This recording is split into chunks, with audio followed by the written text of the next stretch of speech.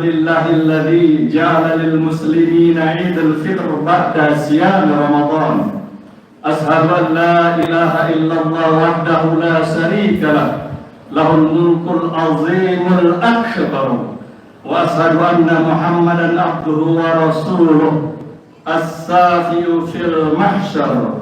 اللهم صل وسلم وبارك وأنعم على عبدك ورسولك محمد وعلى آله وأصحابه أجمعين.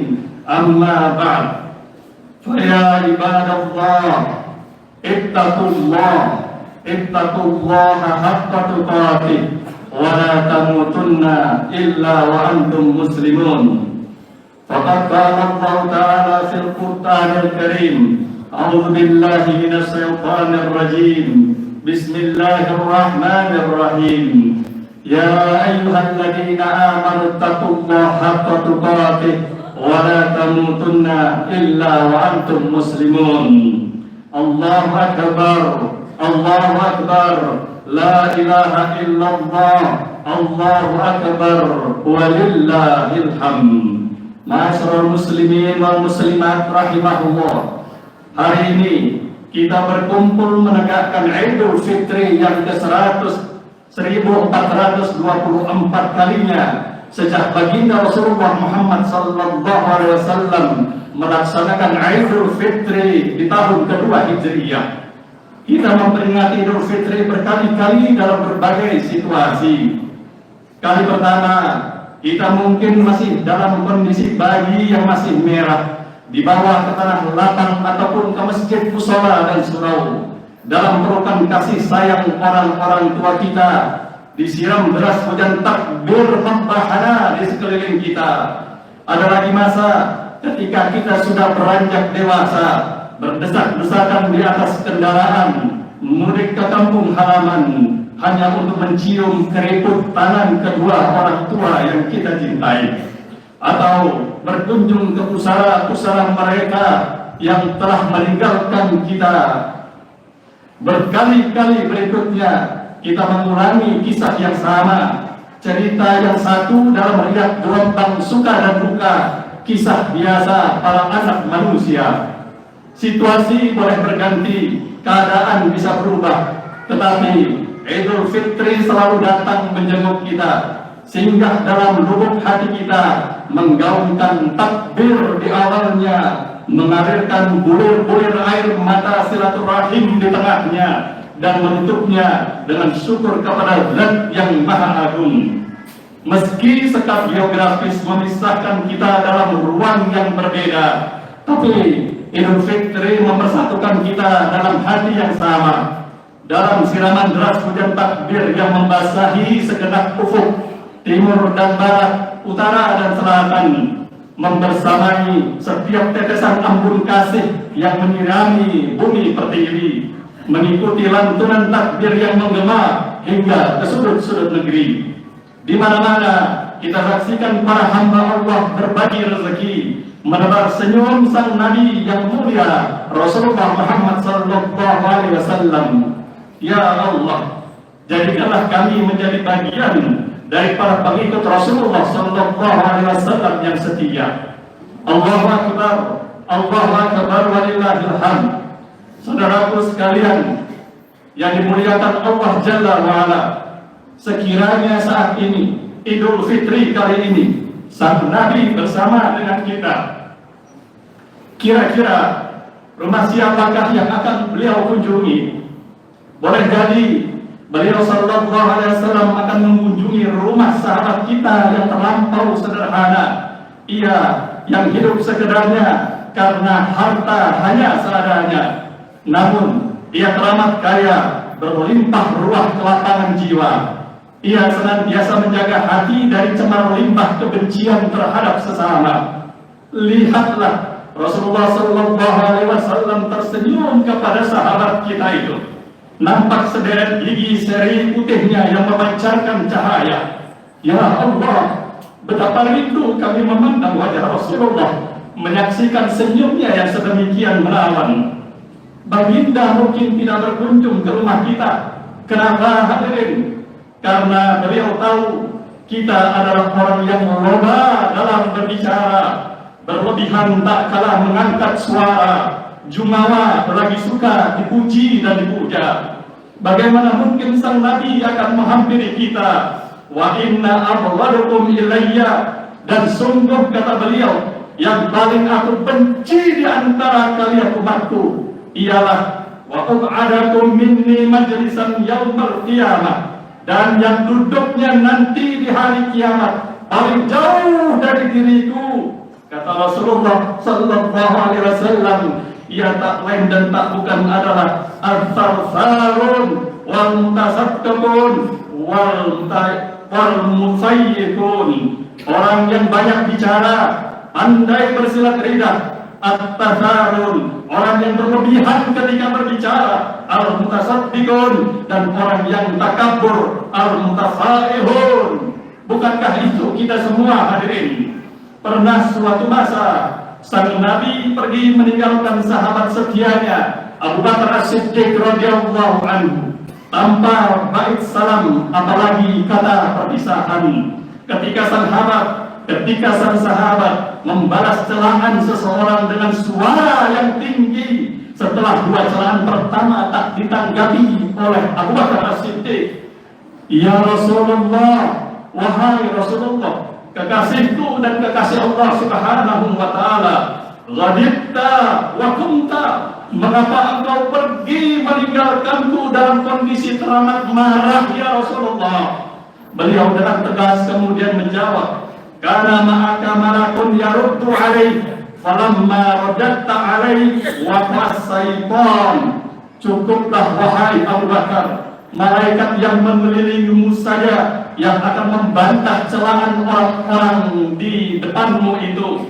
Namun ketika engkau mulai bersuara tinggi membalas celaan orang yang ada di depanmu, para malaikat segera berlari dari sisimu, tergantikan oleh kumpulan para syaitan. Dan aku, kata Rasulullah sallallahu alaihi wasallam, tak hendak duduk bersama dengan syaitan. Allahu akbar, Allahu akbar, walillahil hamd. Hadirin yang dirindukan baginda Rasulullah Muhammad sallallahu alaihi wasallam, kalau hari ini sang Nabi bersama dengan kita merayakan Idul Fitri di tempat kita, gerangan di mana beliau akan singgah bermalam nanti, ya perhatikanlah, lelaki gagah perkasa itu berjalan cepat seperti menuruni bukit dengan tetap rendah hati, dengan kepala yang selalu merunduk ke bumi. Dugaan kita, ia akan singgah di rumah pembesar agama, atau sekurang-kurangnya orang yang terkenal ahli ibadah. Namun sekali lagi hadirin, kita bakal terkejut karena ia akan menjauhi rumah tokoh agama dan juga rumah para ahli ibadah. Dan ya Allah, boleh jadi beliau pun akan meninggalkan dan menjauhi rumah kita. Rupanya sang Nabi masuk ke rumah sederhana tetangga kita, pegawai kecil yang mungkin baru saja di PHK dari kantornya karena kondisi perekonomian yang tidak menentu. Seperti dulu ketika sang Nabi Rahman memasuki Yathrib, untanya berhenti di rumah seorang yang paling miskin di kota itu, kota yang telah bernama Madinatul Munawwarah, negeri dengan pendar cahaya yang teramat mengasihkan. Itulah rumah sahabat Abu Ayyub Al-Ansari radhiyallahu anhu. Hadirin, tahukah siapa Abu Ayyub yang hari ini? Abu Ayyub hari ini bukan semata karena dia miskin, papa tak berpunya, bukan hanya karena ia pegawai kecil yang boleh jadi baru saja di PHK, tapi Abu Ayyub hari ini adalah ia orang yang jujur, setia kepada amanat, dan tidak pernah terlibat dalam ujaran kebohongan, apalagi kebencian sesama umat Islam. Mengapa Rasulullah tidak singgah di rumah ahli ibadah hadirin? Itulah seperti yang dikatakan oleh sahabat Umar bin Khattab radhiyallahu anhu, janganlah kalian melihat pada banyak sholat dan puasa yang dilakukan oleh seseorang, walakin inzuru ila sidqi hadithi idza haddatsa. Namun lihatlah pada setiap kata yang keluar dari lisannya, tak lain dan tak bukan adalah segala kejujuran. Wa amanati idza tumin, dan ia senantiasa bertanggung jawab dalam menunaikan amanah. Wa wara'ihi idza asfa, dan sifat waraknya di saat ia dalam kondisi sehat walafiat. Allahu akbar, Allahu akbar, walillahil hamd. Hadirin yang dirindukan oleh para penduduk surga, seandainya sang Nabi ada bersama kita, sama mengikuti sholat Idul Fitri di tempat ini, selepas dari sini, kira-kira kamar siapa yang akan ditanya oleh sang baginda? Percayalah hadirin, ia tidak akan bertanya kepada kita tentang sajadah sholat kita, karena ia tahu betapa jarang kita berdiri di situ dalam sholat malam di tengah malam buta, kalau banyak orang-orang tertidur dengan mimpi-mimpi indah mereka. Ya, ia tidak akan bertanya kepada Anda tentang Al-Quran yang Anda tempatkan di rumah Anda, karena ia tahu berapa lama rata-rata kalian membacanya dalam sehari. Bahkan bacaan-bacaan kita di bulan Ramadan sekalipun juga, tentu ia tidak akan bertanya di mana kamar tidurmu wahai pengikutku, karena dia tahu setiap malam ketika Tuhan turun ke langit bumi memanggilmu, engkau terombong seperti bangkai di atas pembaringan dan dipan empukmu. Mungkin yang ditanya adalah kamar orang-orang kecil di antara kita, kamar orang yang miskin dan kerap dihina-hina bahkan oleh diri kita. Dahulu ketika sahabat Abu Dzar radhiyallahu anhu hidup terasing di Rabzah, ia berpakaian yang sama dengan pakaian pembantunya, asisten rumah tangganya, selembar baju yang teramat kasar. Sahabatnya kemudian memberi saran, alangkah baiknya kalau engkau wahai Abu Dzar mengambil pakaian pembantumu dan engkau kenakan bersama dengan selembar kain yang kau miliki, maka jadilah itu hullah, pakaian 2 lembar. Sedangkan untuk pembantumu, carikan saja baju yang lain yang kualitasnya lebih rendah dari itu. Mendengar saran itu, Abu Dzar Al-Ghifari kemudian berkata, aku dulu pernah memaki dan menghina seseorang dengan cara menghina bundanya. Lalu Nabi Sallallahu Alaihi Wasallam menegurku, wahai Abu Dzar, apakah kau menghina ibunya? Bi ummihi innaka mur'un fika jahiliyah. Sungguh kata Rasulullah Sallallahu Alaihi Wasallam, di dadamu masih terselip sifat-sifat kejahiliahan. Saudara kalian, kata Rasulullah, adalah yang menjadi tanggungan kalian yang berada di bawah kekuasaan kalian. Maka siapa yang saudara di bawah kekuasaannya, fal yut'imhu mimma yakul, maka jika dia makan, berilah sebagaimana engkau makan yang sama. Fal yulbishu mimma yalbas, kalau ia berpakaian, maka berikan ia pakaian sebagaimana pakaian yang engkau kenakan. Sekiranya sang Nabi bersamamu, engkau pasti malu berjumpa dengannya, karena sifat jahiliyah itu masih berada di dalam dirimu. Engkau malu atas perlakuanmu, bukan hanya kepada pembantu atau asisten rumah tangga, tetapi juga kepada orang-orang kecil di sekitarmu, di berbagai tempat di mana engkau berkuasa terhadap sesama. Hadirin, bukankah sang Nabi pernah mengingatkan kita, kelak kalian akan berhadapan dengan pengadilan ilahi, kata beliau. Saat itu hati kalian akan berguncang hebat, dipenuhi rasa takut yang teramat sangat, karena seluruh tubuh kalian dari ujung rambut sampai ujung kaki akan menjadi saksi atas apa yang kalian lakukan, kecuali dikunci rapat mulut-mulut kalian. Lantas Allah Jalla wa'ala akan bertanya kepada kalian, apakah kalian sudah bersyukur kepadaku? Dengan terbata-bata saat itu kita akan membela diri, ilahi, wahai Tuhanku, engkau maha tahu, aku sudah mengerjakan salat, aku telah menegakkan saum, aku sedekah, haji, umrah, dan tilawatul Quran. dan aku selalu membasahi lisanku dengan zikir kepadamu. Namun hadirin, engkau akan terkejut, terpana dan tersungkur raga. Tiba-tiba suara menggelegar menghunjam hingga ke dasar jiwa. Semua yang kau lakukan tidak aku terima sebagai syukurmu.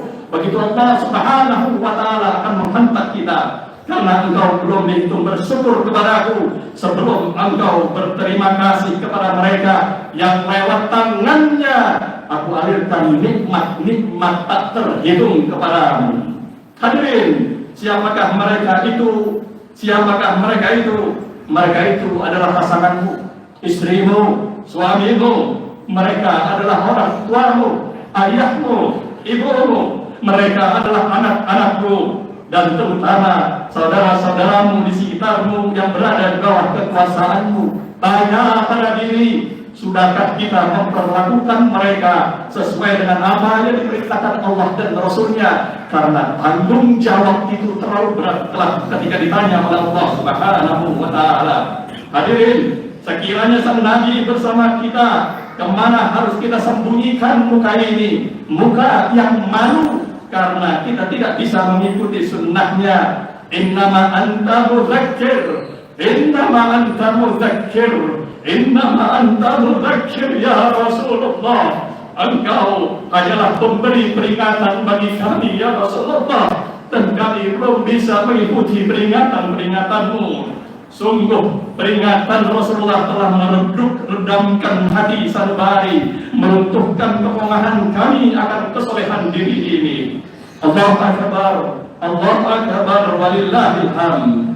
Kaum muslimin yang senantiasa rindu memandang wajah Allah yang teramat mulia, sekiranya sang Nabi bersama kita, di mana kira-kira sang Nabi akan berada saat ini? Rasanya ia akan berada di rumah orang yang ringan tangan, mereka yang memberikan hartanya untuk memenuhi kebutuhan orang-orang yang tak berpunya, mengenyangkan perut mereka yang lapar, memberikan pakaian mereka yang telanjang, melunasi orang yang terlilit hutang, menghibur orang yang menderita lara tak berdaya. Nabi pernah membebaskan seorang kafir tawanan perang, Safanah bintu Hatim, karena sang ayah terkenal pemurah lagi dermawan. Dan sungguh ayahku, kata Safanah, telah mengobati orang yang menderita, menjaga dari kerusakan, menghormati tamu, mengenyangkan orang yang sedang kelaparan, membebaskan permasalahan orang yang sedang bermasalah, menyebarkan salam, menghidangkan makanan, dan tidak pernah sama sekali mengusir mereka yang sedang memiliki keperluan. Aku, kata wanita itu, ana ibnatu Hatim at-Ta'i. Aku adalah anak perempuannya Hatim at-Ta'i. Mendengar apa yang dikatakan oleh sang wanita, mendengar nama Hatim at-Ta'i yang terkenal dermawan meskipun ia seorang yang kafir, Rasulullah tersentak seketika. Dia mengatakan, "Khallu anha, wahai kaum muslimin, bebaskan wanita ini. Fa inna abaha kana yuhibbu makarimal akhlak." Karena sungguh ayahnya sedemikian mencintai akhlak yang mulia. Wallahu yuhibbu makarimal akhlak, dan sungguh Allah menyukai akhlak yang mulia.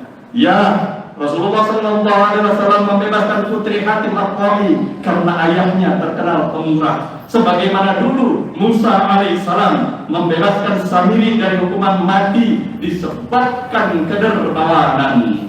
Kalaulah seorang kafir menjadikan beliau jatuh hati karena kedermawanan, apalagi kepada para pengikut setianya, kita semua yang kerap memasukkan rasa bahagia di hati sesama. Tentu sang Nabi akan mengunjungi mereka, asal kita kemudian belajar dari Ramadan yang kita lakukan menjadi orang-orang yang termurah lagi dermawan. Sang Nabi akan meninggalkan orang tua dan ahli ibadah yang bakhil. Siapapun bakhil akan ditinggalkan oleh Rasulullah SAW. Ia justru akan memeluk seorang anak muda seumuran jagung, tapi ia seorang yang dermawan. Sabun sakhiyun hasanul khulq ahabbu ila Allah min saykhin bakhirin abidin sayyi'in khuluq. pemuda, laki-laki muda yang dermawan dan baik perangainya lebih Allah cintai ketimbang orang tua yang ahli ibadah namun bakhil hadirin dan berperangai buruk. Allahu Akbar, Allahu Akbar, walillahil hamd. Saudara-saudaraku kaum muslimin yang berbahagia, kita bermohon semoga Nabi SAW memaafkan kejahilan kita dalam agama kita. Kini saatnya kita tekadkan diri dengan penuh kesungguhan. Setelah 30 hari Ramadan kita jalani dan kita belajar dari apa yang dicintai Allah dan dicintai Rasulullah. Kita jernihkan hati kita luluhkan sikap dan sifat jumawa, kita usap air mata para penderita, kita tautkan hati dengan sesama hamba, kita masukkan rasa bahagia pada hati siapa saja, kita bersihkan muka-muka yang bermuram durja, kita tajamkan kepedulian kepada sesama yang tiada berpunya, kita buktikan sebagai perpanjangan tangan bagi rahmat alam semesta sebagaimana kemarin Ramadan mengajarkan kita. Karena hadirin, marilah kita mengetuk pintu langit, menyimak tiras aras Allah Jalla wa'ala dengan doa dan munajat yang penuh dengan kekhusyuan, penuh dengan kerendahan hati di hadapan Sang Maha Tinggi, penuh dengan kehinaan di hadapan Sang Maha Mulia. A'udzubillahi minasyaitonir rajim. Innallaha wa malaikatahu yusholluna 'alan nabi. Ya ayyuhalladzina amanu sallu 'alaihi wa sallimu taslima. Allahumma salli 'ala Muhammad wa 'ala ali Muhammad kama shallaita 'ala ali Ibrahim innaka Hamidum Majid. Allahumma ighfir lil mu'minina wal mu'minat wal muslimina wal muslimat al-ahya'i minhum wal amwat innaka sami'un qaribun mujibud da'wat ya qadiyal hajat. Allahumma innaka afuwun tuhibbul 'afwa fa'fu 'anna. Ya Allah, sungguh Engkau zat yang maha pemaaf, Engkau Allah yang menyukai maaf, maka maafkanlah kami. Allahumma taqabbal minna salatana wa siyamana wa qiyamana wa du'aana wa salihu a'malana khususan fi sahri Ramadan. Ya Allah, terimalah salat kami, puasa kami, salat malam kami, doa kami, dan semua amal-amal salat kami khususnya di bulan Ramadan kemarin. Allahumma ij'alna min fuqaha'ika minan nar wa adkhilna jannah bila sabab wa la adab. Ya Allah, jadikanlah kami termasuk hamba-hambamu yang terbebas dari api neraka, dan masukkanlah kami ke dalam surga tanpa hisab dan juga tanpa azab. Allahumma inna nas'alukal jannah wa ma qarraba ilaiha min qaulin aw amal. Ya Allah, aku meminta kepadamu, kami meminta kepadamu surga dan segala yang mendekatkan kami menuju surga, baik dalam bentuk ucapan ataupun perbuatan. Wa na'udzubika minan nar wa ma yuqarraba ilaiha min qaulin aw amal. Dan kami berlindung kepadamu ya Allah dari neraka dan segala yang mendekatkan kami menuju neraka, baik dalam bentuk ucapan ataupun perbuatan. Rabbana hab lana min azwajina wa dhurriyyatina qurrata a'yun waj'alna lil muttaqina imama. Allahumma ighfir lana, Allahumma ighfir lana, Allahumma ighfir lana wa liwalidina warhamhuma kama rabbayana shighara. Ya Allah, ampuni semua dosa, noda, kesalahan, kemaksiatan kami, begitupun noda, dosa, kemaksiatan kedua orang tua kami. Sayangilah mereka sebagaimana mereka telah menyayangi dan mendidik kami sejak kecil. Allahumma anjil ikhwanana al-muslimina al-mustad'afina fi Filistin. Ya Allah, selamatkanlah saudara-saudara kami kaum muslimin yang lemah di Palestina. Allahumma taqabbal minhum suhada wasfi minhum al-marda wal jarha. Ya Allah, terimalah suhada mereka dan sembuhkanlah yang luka serta sakit dari kalangan mereka. Allahumma qudil masjidil aqsa, Allahumma qudil masjidil aqsa, Allahumma qudil masjidil aqsa. Ya Allah, bebaskanlah Masjidil Aqsa dari cengkeraman Yahudi laknatullah, wa akrimna bis sholati fihi qabla al-mamat, dan karuniakan kepada kami rezeki yang luas, kesempatan yang lapang untuk dapat menjatuhkan kepala-kepala kami yang sombong ini dalam sujud-sujud yang penuh khusyuk di tanah negeri Palestina, di Masjidil Aqsa. Rabbana atina min ladunka rahmah wa hayyi lana min amrina rasada. Rabbana atina fid dunya hasanah wa fil akhirati hasanah wa qina adzabannar wa adkhilnal jannata ma'al abrar.